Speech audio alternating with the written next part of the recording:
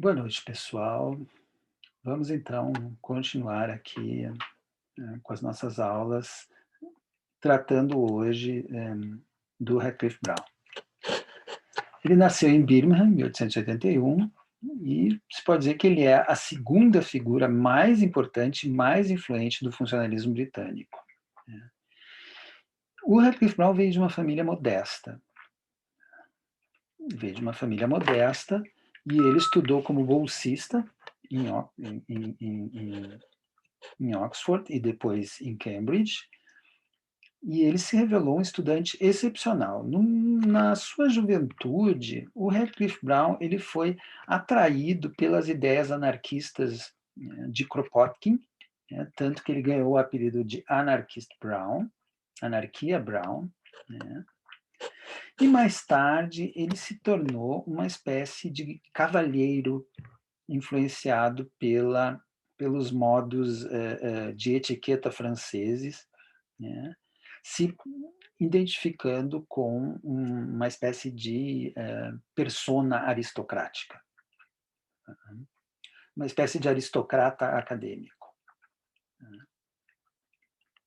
Ele foi aluno dos dois maiores antropólogos da Inglaterra na época, né, ainda não era uma antropologia funcional, era uma antropologia evolucionista, que foram William Rivers e Alfred Haddon, desculpe. Né. Esse William Rivers, ele é o criador do método genealógico de parentesco. Ou seja, aqueles diagramas de parentesco, que depois eu vou mostrar alguns a vocês, né, e o método que parte de uma descrição que tem a ver com um indivíduo dentro de uma rede de relações, ele foi criado por esse William Rivers, né, que era um antropólogo influenciado pelo evolucionismo, né, e outro professor que foi importante chamava-se Alfred Haddon, que era uma pessoa interessada em tecnologia e arte, né. E esses dois professores que vão encaminhar o Radcliffe Brown para as Ilhas Andamã, que é um conjunto de ilhas no Golfo de Bengala, atual Bangladesh. Ainda tem esse nome Bengala, né? É aquela região ali perto da costa da Índia, ali de Myanmar, etc., né, que na época era o Império Colonial Britânico, e isso, como nós vamos ver, é importantíssimo para compreender o pensamento do Radcliffe Brown, né? E ele faz um trabalho de campo importante de 1906 a 1908, mas ainda é um trabalho de campo anterior, né, anterior à influência decisiva que Emile Durkheim vai ter sobre suas ideias. Ele não é um trabalho que vai ter a influência que Argonautas do Pacífico Ocidental, de Malinowski, que, embora funcionalista, era de uma orientação teórica bastante distinta, como nós vamos ver, do Radcliffe Brown, né. Mas já nessa obra ele vai tentar entender, né, o papel de cada crença e cada costume numa sociedade primitiva, o papel que, como ele diz, assim, cada crença e cada costume desempenham, né, no interior da vida da comunidade.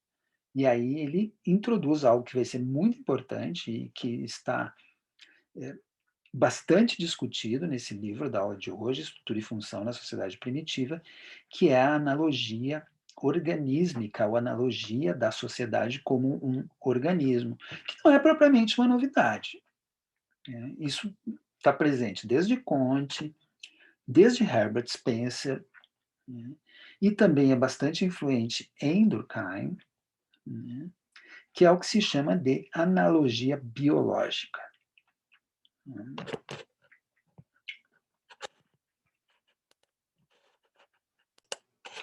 Como nós vamos ver também, essa analogia biológica, ela se desdobra em algumas instâncias conceituais, ou seja, em conceitos que vão ser teorizados por Radcliffe Brown, entre eles os conceitos sumamente importantes de estrutura social e função social, como eu disse, todos eles derivados, ainda que não reduzidos por Radcliffe Brown ao funcionamento de um organismo vivo. Então, os limites dessa metáfora vitalista do organismo são limites ainda um pouco obscuros. Ora, Radcliffe Brown vai dizer, né, que a sociedade não se comporta exatamente como um organismo. Ora, ele vai dizer que a sociedade tem morfologia, tem fisiologia e tem evolução, ou seja, que são características atribuídas aos organismos. Isso vocês podem ver bastante discutido, não apenas na discussão, mas aprofundado e desenvolvido nos capítulos sobre o conceito de função nas ciências sociais e o conceito de estrutura social, onde Radcliffe Brown declina as suas influências. Então, trata-se de um autor com uma propensão, ao contrário de Malinowski, bastante teórica, tá? E que produz sua teoria mais comentando a etnografia que outros fizeram do que propriamente a partir de sua própria etnografia, que não é algo que é considerado tão relevante ou influente ou renovador como a etnografia do Malinowski. No entanto, a influência teórica de Radcliffe Brown, ela se fez sentir de uma forma que nem de longe a influência de Malinowski, que foi uma influência na formulação do método etnográfico, né? Nem de longe Malinowski se compara à renovação teórica que é trazida pelo Radcliffe Brown, sobretudo em suas análises de sistemas de parentesco, e aí os capítulos do Parentesco por Brincadeiras e o Irmão da Mãe da África do Sul dão testemunha, né, desta proposta inovadora, né, e também na análise do que ficou conhecido como o problema do totemismo, que é essa relação que tribos de sociedades consideradas simples ou de pequena escala tinham com animais e plantas que lhes serviam de totens, ou seja, eles simbolizavam identidades faccionais ou parciais desses grupos, né, que tinham relações de rivalidade e complementariedade e de troca com outras partes desses grupos, chamados às vezes de sociedades de metades, ou de clãs, ou de fratrias, enfim. Radcliffe Brown renova, com sua propensão teórica, esses dois campos importantes da antropologia, né? No entanto, ele pratica, nós vamos ver também, uma teorização analítica de caráter bastante conservador, ou seja, trata-se de uma sociologia ou de uma antropologia da integração, do consenso, né, e da normalidade ou da ordem, antes que uma antropologia do conflito e do papel positivo que esses conflitos poderiam ter dentro de uma sociedade. Ou seja, ele é um discípulo de Durkheim e ele herda também esse antagonismo que Durkheim vai ter em relação ao pensamento de Marx, que, como nós sabemos, é um pensamento que se forjou fora do domínio acadêmico e que tem uma intenção de intervenção política. Os escritos de Marx são escritos de intervenção, e que, em alguns momentos, apropria-se do conhecimento etnológico disponível à época para, né, formular uma teoria da necessidade da revolução e da transformação social no sentido do socialismo, do comunismo, etc. É um evolucionismo, né, ligado a uma filosofia da história que é recusada por Durkheim, né, no sentido de que a sociologia do Durkheim é uma sociologia da ordem, da construção da moral e da interpretação de laços que vão conformar, né, a morfologia social. Essa noção de morfologia social que também é retomada por Radcliffe Brown. Morfologia social seria, no entender do Durkheim, aquele conjunto, né, de propriedades de uma sociedade, né, que estariam relacionadas às suas características mais de continuidade ou de transformação lenta. Por exemplo, a demografia, tá, a distribuição num território. Tá, mas também, por debaixo dessa morfologia social, né, existe uma fisiologia, ele vai dizer, seguindo esta analogia do organismo, que tem morfologia, tem fisiologia e tem evolução, né, no qual certas forças, que são forças irracionais em Durkheim, essas forças de produção de vínculos são necessidades irracionais que acabam ganhando formulações racionais, ou seja, as forças mais importantes do ser humano não são racionais em Durkheim. Isso fica muito claro na análise da aula passada a respeito da importância do sagrado para a consciência, a percepção que a sociedade tem, né, da moralidade e da sacralidade dos laços sociais. Ou seja, Deus e o sagrado são formas de, através da ritualização, reproduzir, né, esta consciência coletiva, né, que está na base, né, tá na base dos fatos sociais. E isso tudo acaba sendo acolhido na teoria do Radcliffe Brown. Então vamos lá. O que significa esse adjetivo funcionalista? Ele significa duas coisas, aliás, três, né? Em primeiro lugar, ele é um princípio de método que descreve sistematicamente os fatos e interpreta tudo em seu contexto. Ou seja, nem todo funcionalismo, essa necessidade de interpretar algo num contexto mais global e mais geral, nem todo o funcionalismo enquanto princípio de método é um funcionalismo enquanto princípio teórico da ordem, do consenso, da reprodução, que seria esse funcionalismo que uniria as teorias do Durkheim e do Radcliffe Brown.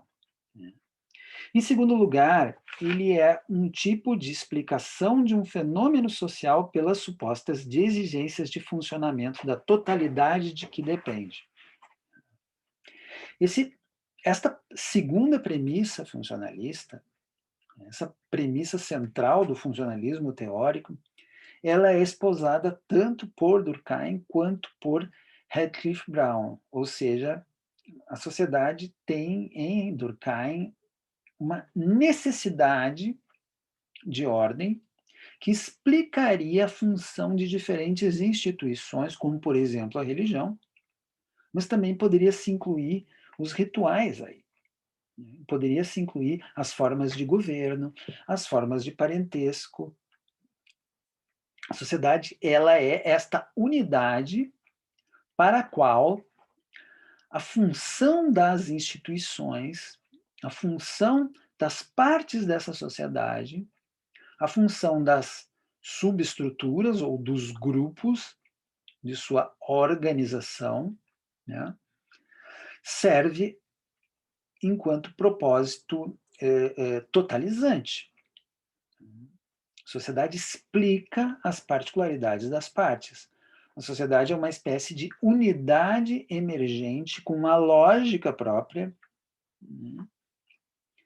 que vai fazer essas instituições ganharem sentido a partir de algo que seria um raciocínio utilitário, a partir da utilidade dessas instituições práticas ou comportamentos, não apenas instituições, podem ser comportamentos individuais. Quando estes comportamentos individuais eles se ajustam a determinados papéis, tá?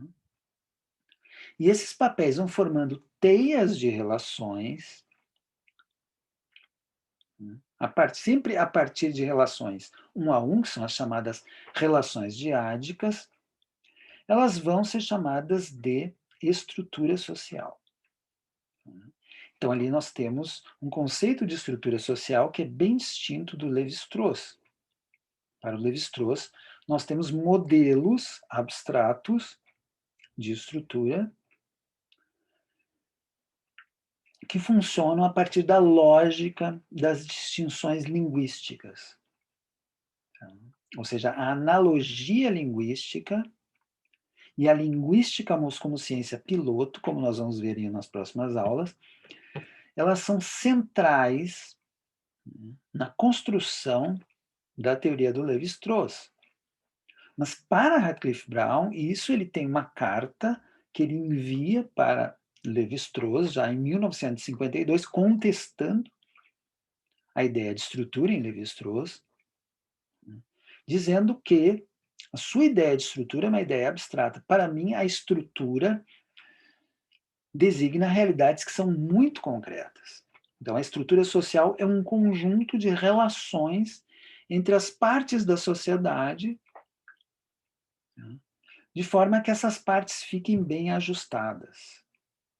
Então, ele vai falar ali em estrutura, ele vai falar em adaptação. Tá? Adaptação é um conceito que vem da biologia, um conceito que vem da biologia, e ela é uma forma de interpretar as transformações dos organismos através das gerações. Isso está, enfim, muito claro desde a origem das espécies do Darwin. Da mesma forma que as espécies se adaptam, as sociedades também se adaptariam. Também as sociedades não apenas se adaptariam às circunstâncias do entorno, como elas funcionariam como mecanismos adaptadores dos comportamentos e relações individuais, né, aos padrões normativos dessa sociedade.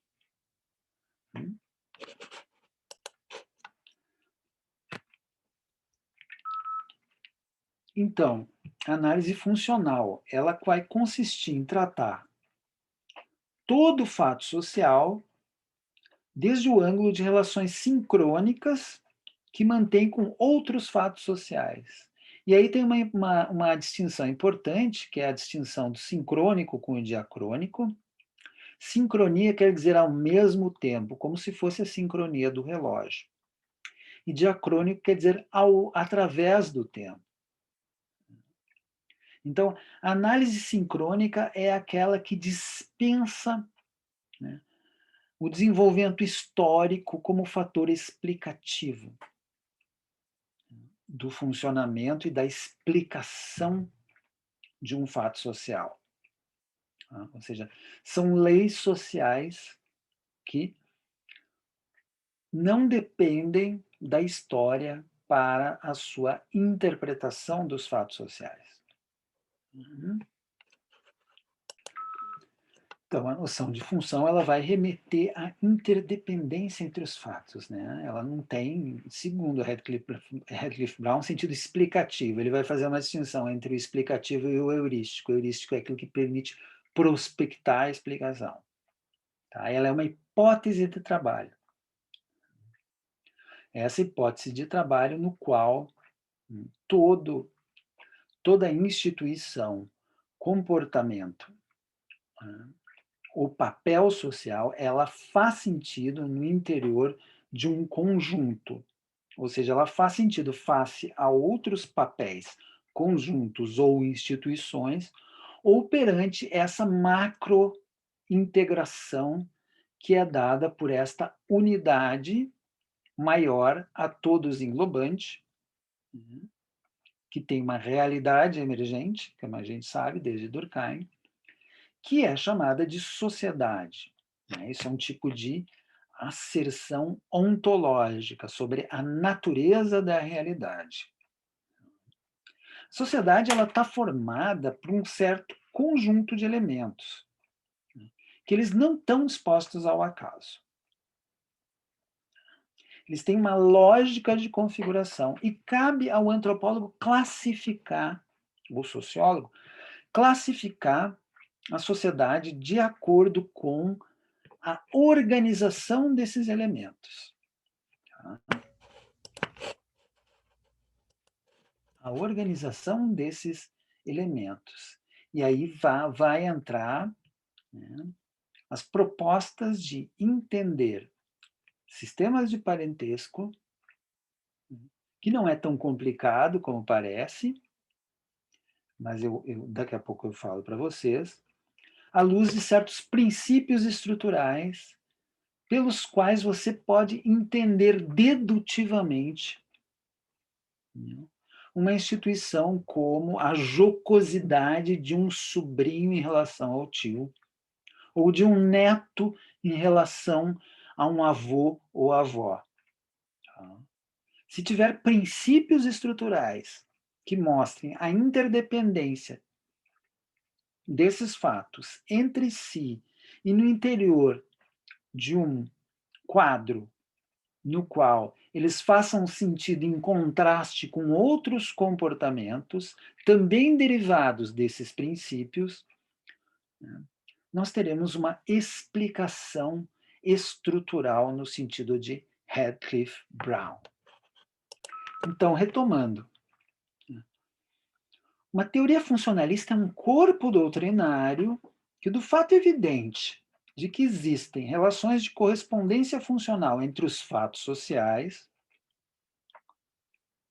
extrai daí conclusões gerais sobre a natureza da sociedade.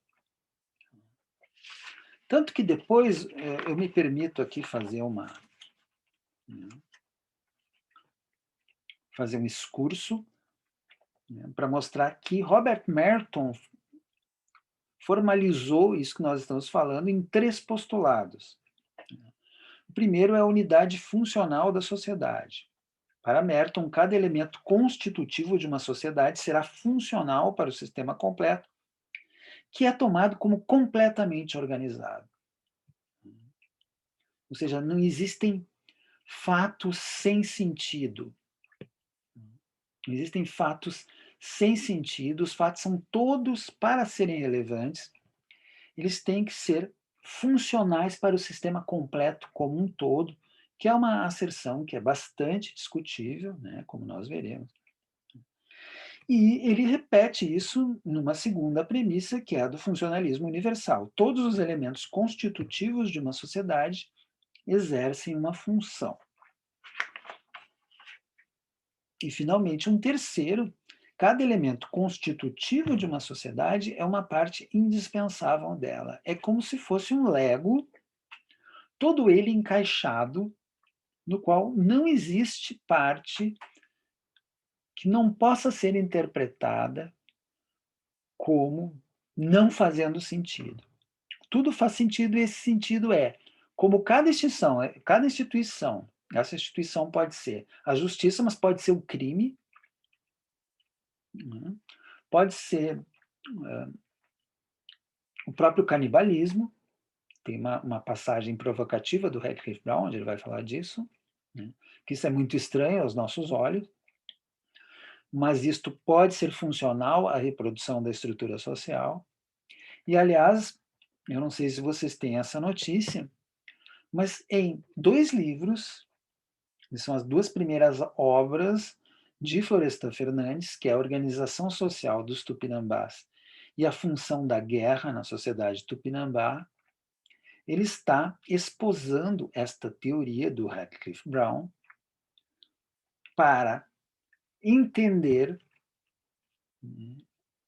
entender as instituições que foram descritas pelos cronistas que vieram aqui, no que era a terra do Brasil nos séculos XVI e XVII, entre elas a instituição do canibalismo, que é tão bem, enfim, descrita, né, por cronistas como Hans Staden, por exemplo. Né. O Florestan Fernandes ele apanhou essas crônicas todas, né, tabulou no fim dos anos 40, tabulou isso tudo e propôs um tipo de interpretação funcionalista. Ele é o primeiro grande funcionalista e eu acho que talvez o único grande representante desse funcionalismo no Brasil. É uma antropologia que pouco se fala sobre, em Florestan Fernandes, né? Ele é conhecido depois como criador da sociologia, depois ele tem uma conversão, uma transição para o marxismo. É muito interessante, eu posso disponibilizar a vocês as referências, se vocês quiserem.